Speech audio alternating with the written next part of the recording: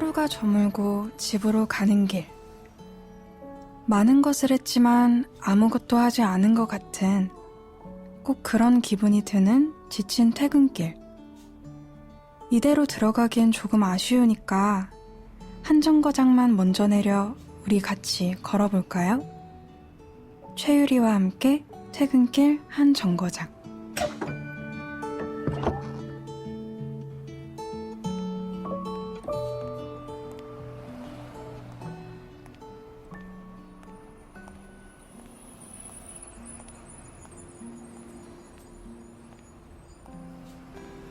퇴근길이 기다려지는 이유. 그것은 아주 큰 노트를 다 채울 수 있을 정도로 많을 거예요. 그리고 늦은 가을의 퇴근길에는 한 줄의 이유를 더 적어야 할 텐데요. 기운 해가 그리는 석양의 붉은 빛, 그리고 이어져 켜지는 가로등 빛. 그 빛이 만드는 아름다운 야경을 즐길 수 있다는 것을 노트에 추가해야 할 거예요. 잠시 그 빛의 거리를 즐기며 걸어볼까요?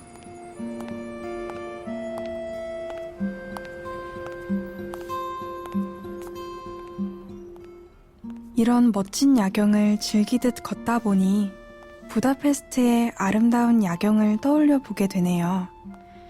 그리고 가능하다면 당신과 함께 그 야경의 거리를 걸어보고 싶습니다. 그러니 아주 짧은 상상의 여행을 떠나듯 오늘의 퇴근길을 즐겨보도록 해요. 저기 갈색의 귀여운 기차가 보이시나요?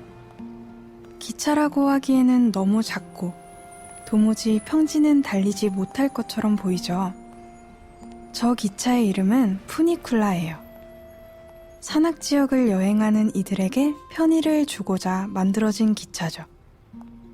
그래서 한 번에 많은 이들이 탈 수는 없고 경사 높은 산길을 오르기 위해 비스듬한 각도로 만들어졌어요. 어떻게 보면 산을 오르는 케이블카와 비슷하다고 볼 수도 있는데요.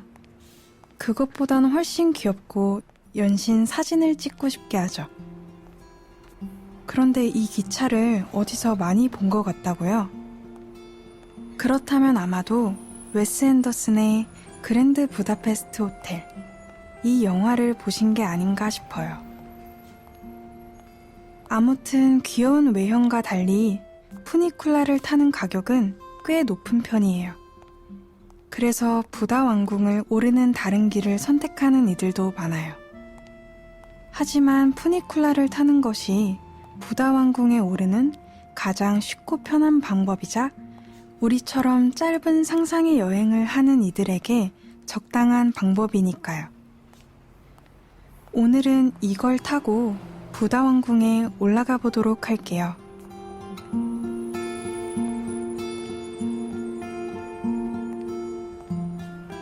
푸니쿨라의 속도는 생각보다 느릴 거예요. 그도 그럴 것이 부다 왕궁까지 오르는 길은 경사가 꽤 급하거든요. 생각해보면 성이나 궁이 있는 곳, 그곳들은 대부분 높은 곳에 있어요. 이유는 여러 가지가 있겠죠. 성에 살만한 왕과 귀족들이라면 자신들이 지배하는 도시가 한눈에 내려다 보이는 곳을 원했을 테고, 혹시 모를 이방인들의 공격에 버티려면 최대한 높고 험준한 곳이 좋았을 거예요. 덕분에 우리처럼 여행을 온 이방인들에게 꽤나 체력을 요하죠. 그러니 언제라도 성이나 왕궁에 관광을 갈 일이 있다면 편안한 신발부터 먼저 찾아두는 것을 잊지 마세요. 이야기를 하다 보니 어느새 부다 왕궁에 도착했습니다. 헝가리의 수도 부다페스트. 이곳은 다뉴브 강을 사이에 두고 부다 지구와 페스트 지구가 합쳐지면서 부다페스트라는 이름을 갖게 됐어요. 그 중에서 오늘 오른 이 왕궁은 이름처럼 부다 지구에 자리를 잡고 있습니다.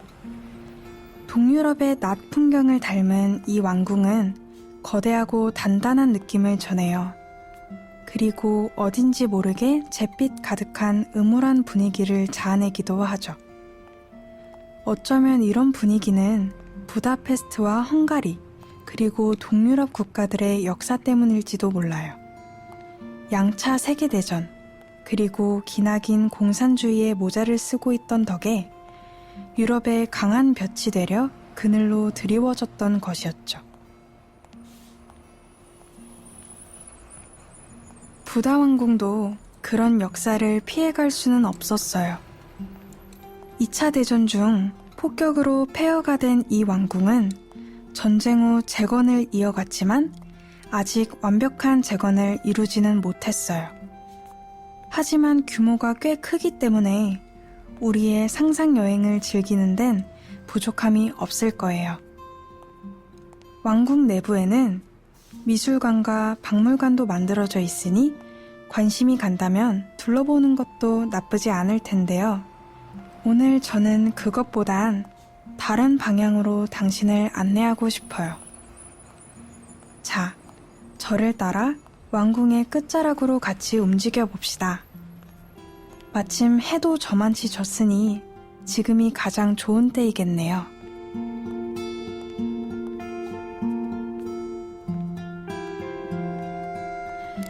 부다 왕궁의 출입구 쪽에서 페스트 지구 쪽으로 걸어보겠습니다. 그러면 높은 회색빛 성곽 너머로 아름다운, 너무나 아름다운 부다페스트의 야경이 펼쳐져요. 정면에 보이는 다리는 부다와 페스트 지구를 연결해주는 우아한 세체니 다리예요. 디자인은 물론이고 빛의 조화가 너무나 아름다운 다리죠. 이제 왼쪽으로 눈을 돌려볼까요? 그러면 이래도 되나 싶을 정도로 예쁜 국회의사당 건물이 은은한 조명과 함께 빛나는 것을 볼 수 있습니다. 그리고 국회의사당 뒤쪽으로는 페스트 지역의 야트막한 건물이 고풍스런 지붕과 함께 펼쳐져 있는 모습을 한눈에 담을 수 있죠. 맞아요. 지금 당신이 보고 있는 야경이 바로 그 옛날 한때는 강성했고 또 한때는 쇠락했던, 하지만 그 어느 때라도 긍지를 위한 싸움을 마다하지 않았던 헝가리의 영웅들이 바라보던 바로 그 야경이에요. 헝가리의 거친 역사 때문인지 부다페스트를 돌아다니다 보면 말을 탄 영웅의 동상을 유독 자주 만나게 되는데요. 심지어 영웅 광장이라는 곳이 있습니다. 그 영웅들은 왕궁에서 내려다 보이는 부다페스트의 전경을 보며 무슨 생각을 했을까요? 모르긴 몰라도 아름답다 라는 생각은 분명 했을 것 같아요. 빨리 끝날수록 좋은 퇴근길이지만 바람과 강물, 그리고 달빛의 깜빡임에 따라 시시각각 달라지는 그 빛의 풍경을 잠시 즐겨보도록 하죠.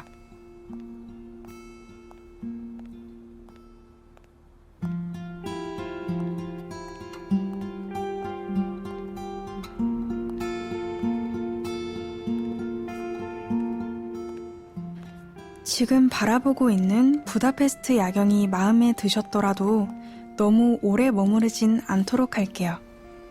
왜냐하면 부다페스트에는 부다 왕궁을 제외하고도 도시의 야경을 즐길 수 있는 공간이 더 많기 때문입니다.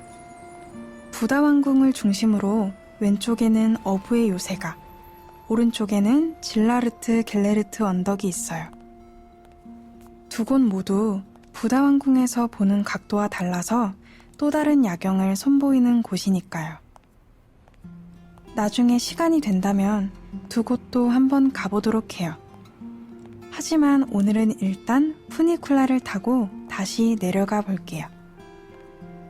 푸니쿨라를 탔으니 내려가는 동안 아까 다 하지 못했던 영화 그랜드 부다페스트 호텔 이야기를 나눠봐도 좋을 것 같아요.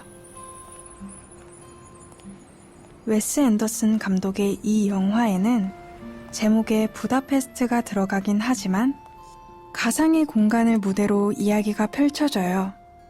주브로브카라는 공화국을 배경으로 말이죠. 하지만 제목에 괜히 부다페스트가 들어간 건 아니에요. 주브로브카 공화국의 이미지는 대부분 헝가리와 체코, 폴란드의 과거를 차용했고, 그런 동유럽 국가들에 큰 영향을 끼쳤던 독일의 이미지도 들어가 있죠. 물론 그랜드 프라하 호텔 혹은 그랜드 바르샤바 호텔, 이런 제목을 지었어도 됐을 테지만 감독은 부다페스트를 제목으로 낙점했습니다. 특별한 이유가 있던 걸까요? 이 이야기는 푸니쿨라도, 당신의 퇴근길도 이미 목적지에 도착했으니까 다음 퇴근길에 같이 나눠보도록 해요.